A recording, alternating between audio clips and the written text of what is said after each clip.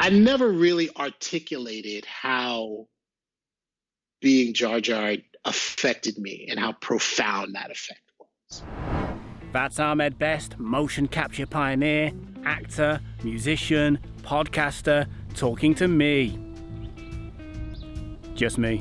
In this shorter, more Star Wars focused version of our most recent cyber chat, we talk Jedi Temple Challenge on Disney+, how the fans and a certain Darth Jar Jar theory helped him reconnect mentally with Star Wars after years of backlash and hurt that almost led him to commit suicide. I've been asking him for 5 years now whether he'd return to Star Wars as a new character or as Jar Jar, if asked, and it's always been a big, fat no, sir. So this is a big deal. And he addresses those Obi Wan series rumours, beard and all. However, if you've got more time on your hands, then let me urge you to stop right here and reach out to the full version of this interview, link in the description, where we talk about his one-man show, which he's working on with Frank Oz, two-man show technically, and his new series, Two Black Dudes, which you can watch for free right now. If you're still here and you're new here, then I do lots of Star Wars interviews and pop culture content on this channel. You're very welcome here. Now let's get on with the interview. We shot the first season and just waiting for a release date, pretty much. Do you think COVID-19 will impact it, or because it seems to be impacting everything else at the moment? Yeah, I think it will. I think it will impact it. I don't know how it's going to impact it, but yeah, I think it will. I think Lucasfilm is always in flux and really looking for a direction, so that can influence it in some kind of a way. I'm not sure, but I'm trying to stay optimistic. And it's a really good show for kids, and now that kids are home and not really doing very much of anything. It's a good time for them to check it out. So I'm waiting for the higher ups at Lucasfilm to give me a release date, and as soon as that happens, then everybody will know. But it's a fun show. Yeah, you play like a Jedi Master in it. I do. I play the Jedi Master that runs the temple, and I see all of these young people who want to be Jedi Knights, and you take them through trials, and the Jedi Knights are the Padawans that rock all 3 trials. They get hooded. They get to be Jedi Knights. So it was really nice. What was really cool was like a lot of the kids really went in. So as soon as you get on set, you're in the world. And there were a couple of kids who were just like, this is a dream come true. They got to finally live out their Star Wars fantasies, and just to see their faces light up was just worth it for me. Are you happier that you're acting, you're playing a character, as opposed to presenting the show as Ahmed Best? Yeah. I much preferred being a character, because there are a lot of things I think missing from Star Wars nowadays. But a big part of it is folding into the mythology in a way where the mythology is the star, and being able to tell a story and get out of the way of it being Star Wars. And I like the mythology of Star Wars more than anything else. I like the fact that I get to be this Jedi Master and not me, because I am not, as Ahmed Best, a part of the Star Wars universe. And the suspense of disbelief doesn't really happen for the kids if me, Ahmed Best, is the host. If they have to abide by the rules of the Jedi Master and the Jedi Temple, the suspense of disbelief is there. You get to play. And I really enjoyed that. I like the idea that, maybe this has been said before, I don't know, but I like the idea that with your first Star Wars role with Jar Jar, you were there to entertain the kids and engage the kids and introduce this new generation to this thing that has existed already, but they might not have known about, but their dads knew about, or their big bros or whatever, or sisters. And you're kind of almost doing that with this show, I guess, for another new generation, aren't you?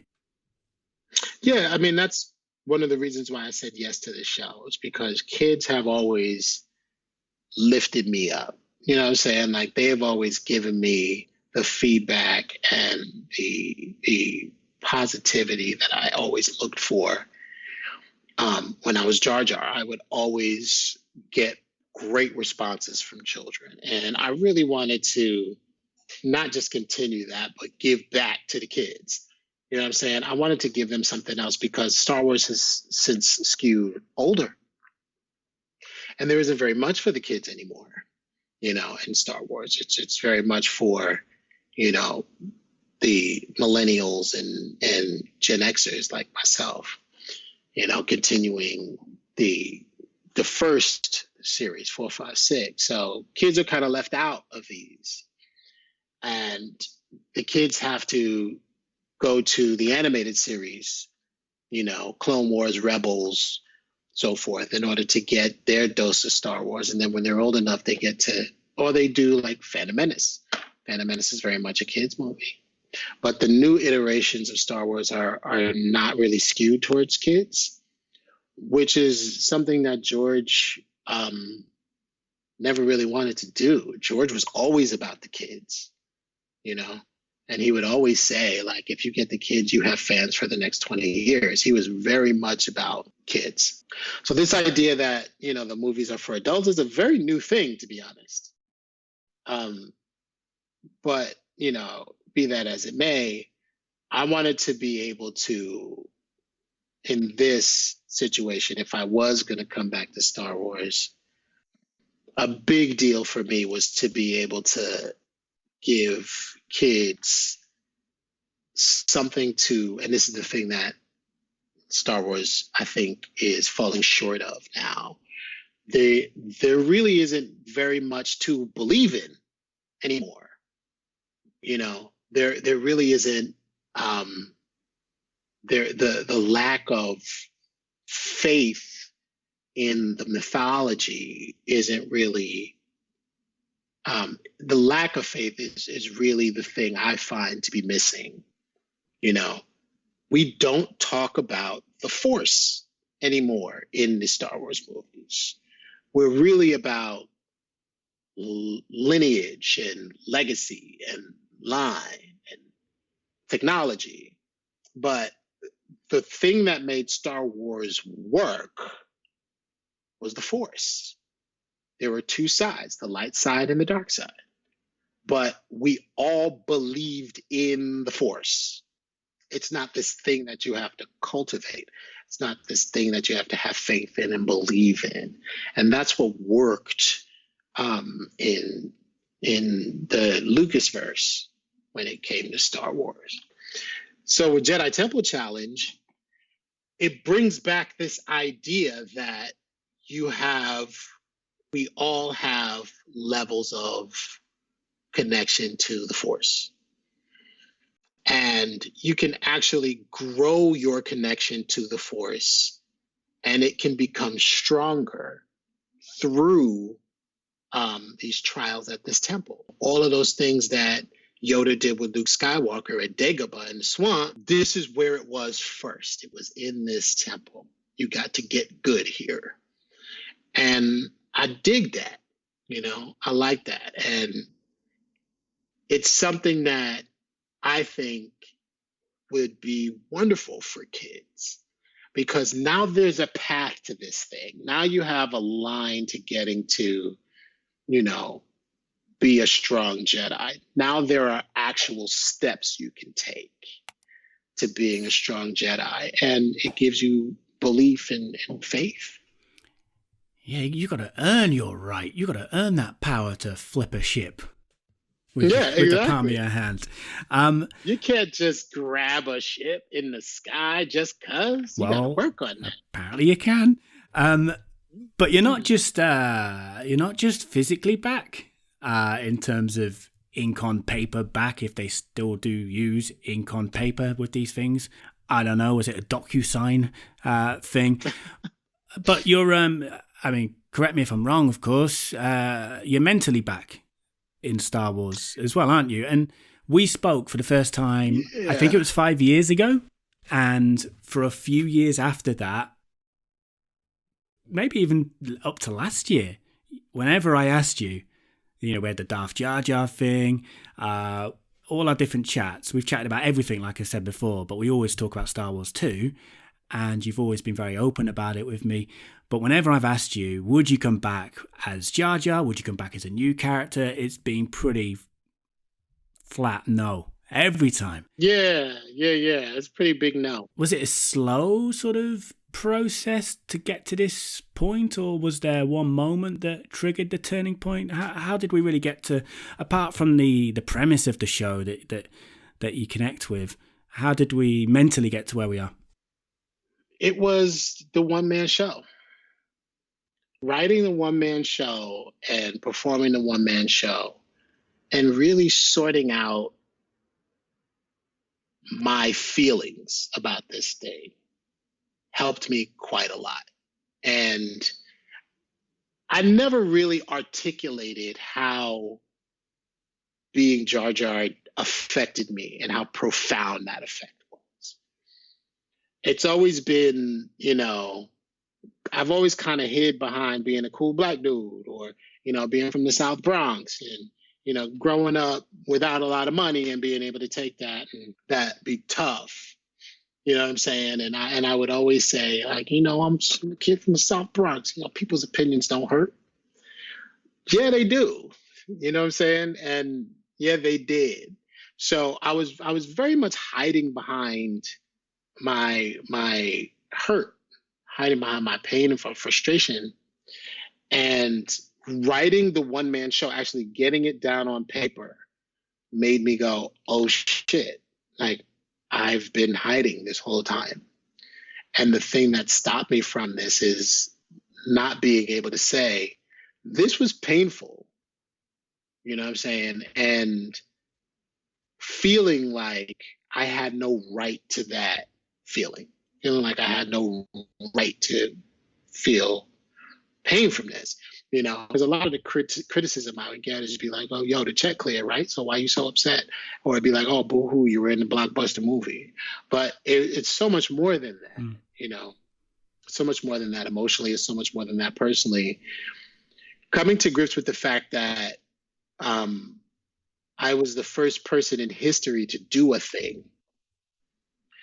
And I'm fighting for that recognition for that to be known. And for anyone intensely, for anyone who's not aware of what you mean with the technology, we are talking about the motion capture technology that Jar Jar and the team, which you were part of, pioneered. Yeah. And, you know, not being able to continue on that line, not being able to continue that work, not just in Star Wars, but in anything else, was intensely frustrating. People have built careers off of doing that work.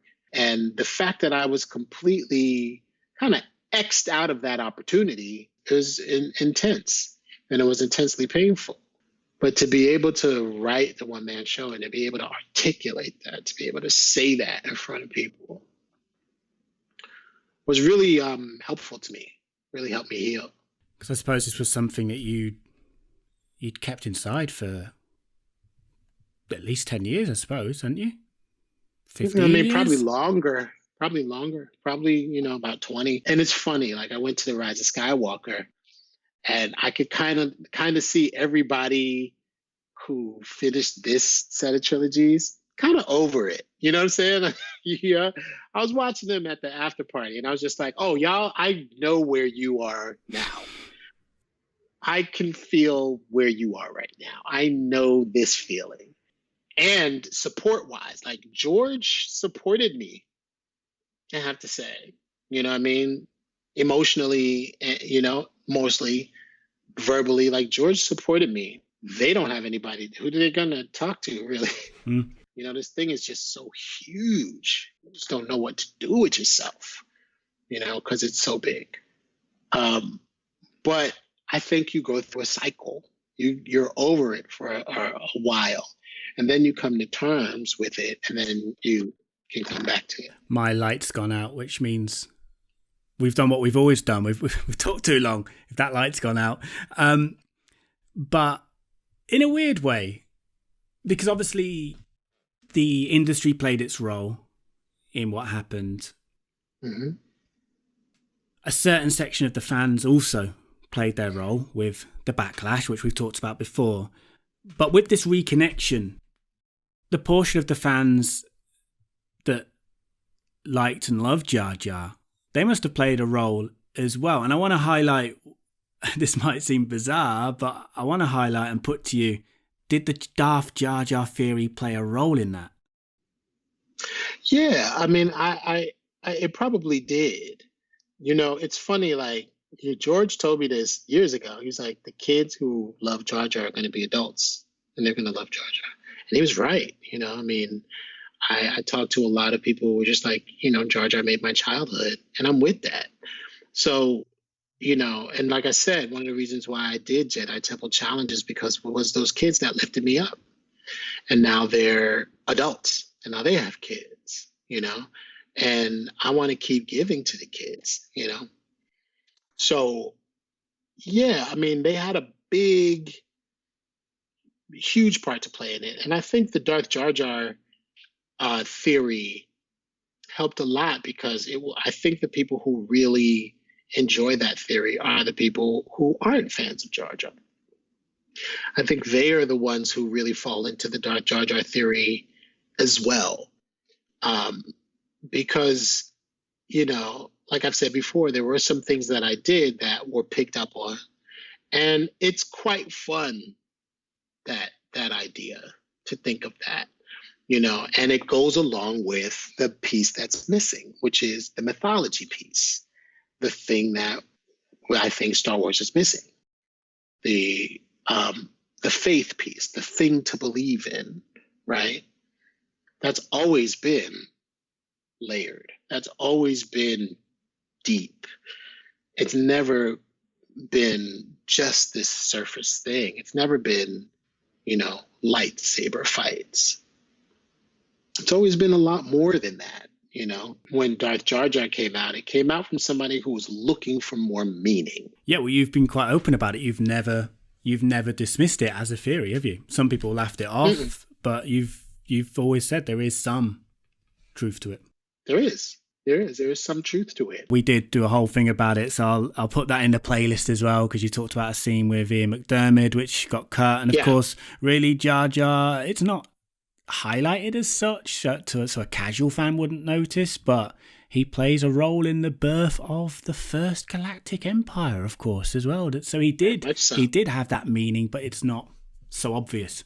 Staying with Jar Jar for another moment, there are rumours that in the Obi Wan series that's going on Disney Plus, that was going into production, who knows when now, I guess, with what's going on in the world, there were rumours that Jar Jar might have a cameo. Now, this is a very developed rumour, Ahmed, because it's not just there's not just a rumour that he's going to have a cameo, but there's also a rumour that he's going to display a beard in this cameo. Now, they haven't been specific about the type of beard, a goatee, a hipster beard.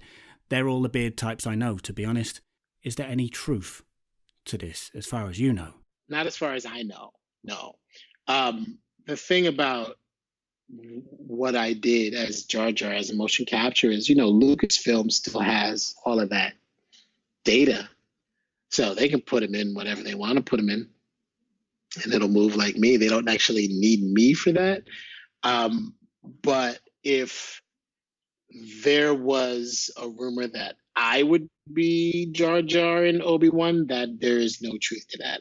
I haven't been asked to be Obi-Wan. But I think, for things that might be missing from this new generation of Star Wars, something that's there that is lovely and both nostalgic but also super creative and actually forward thinking in a nostalgic way, is the fact that they're very much pro doing things as they did before, whether that be with practical effects or just calling back, even for like a real kind of niche background character. They have looked up who was the original. Is he or she still alive? Yes, they are. Let's bring him in. I imagine they would want you to do it, but then that's just me and my imagination. Yeah, I don't know, I just don't know. I think, to be completely honest, I think Jar Jar is something that Lucasfilm is trying to move away from. I am not going to hold my breath for a Jar Jar cameo in Obi-Wan. But, who knows? 2 more questions on that. Would you be up for it if it was a thing and they asked you? And secondly, would you demand a say on the style of beard? That's a good question. It would really have to depend on the script for me. I'd love to work with Ewan McGregor again. I'm very fond of him. And I would love just a lumberjack, enormous Paul Bunyan, like Rastafarian, just huge ass beard. Because I can't do that in real life. This is all I get. This is all genetics has offered me. So I would like every guys who can just beard up, who could just like think about it, and then follicles of hair just fly out of parts of their face. I'm so jealous. I wish I could grow like this, the huge, because I would have one. I'd have a beard like this if I could do it. But unfortunately, I just get the that. So if I did do it and I could choose the beard, it would just be like just big, massive Paul Bunyan, like Babe the Blue Ox, nasty ass. It would have like food and shit in it. It'd just be this. It'd just be huge. You just see like the corona of lips, that, and then just a great amount of hair. You're showing off. You do pretty well in the facial furniture department. Me, on the other hand, I get like little fly legs that sprout beneath my chin, and they're like sparsely populated. It's like Australia, my chin, really. It's so don't you tell me that you can't grow a beard, because in my eyes, you've got exactly what you just described. Why, thank you. You're welcome. The rumour, again, it's just a rumour, but they run into each other, and they're sort of, Jar Jar's very sad, and he's got the weight on his shoulders of what he did, and they'd sort of reminisce about the past in a way, which I think is quite cool. I'd do that. I would definitely do that. It also adds weight to, albeit his minimal role in Revenge of the Sith in a way, doesn't it? Mm-hmm. I mean, I'd do that, definitely. I would play tragic Jar Jar. I would definitely do that. Have you pitched baby Jar Jar yet? Somebody sent me on Instagram a picture of a baby Jar Jar, and they were just like, "Oh, you should do this." And I was like, "Yeah, maybe there should be." Remember Muppet Babies? There was this series about the Muppets, but they were all infants. They should do all of the Star Wars creatures as babies. Baby Yoda being our fearless leader, like Kermit. Yeah, the vile baby Jabba. Right? We don't have to fight baby Jabba the Hutt. Yeah. Well, Ahmed, thank you very much once again for our first chat of 2020 in these weird times. The world might be burning, but at least we've got each other on the World Wide Web. True that. That's very true, man. That's very true. We could stay connected. We are all coming closer together, even though we have to stay at least 2 meters. 6 feet. Is that what they say in the States? We're saying 2 meters. We're saying 2 meters apart. I feel like we're more than 2 meters apart right now, so that's okay. Yeah, we're good. We're good. Cool, man. Thank you very much. Thank you.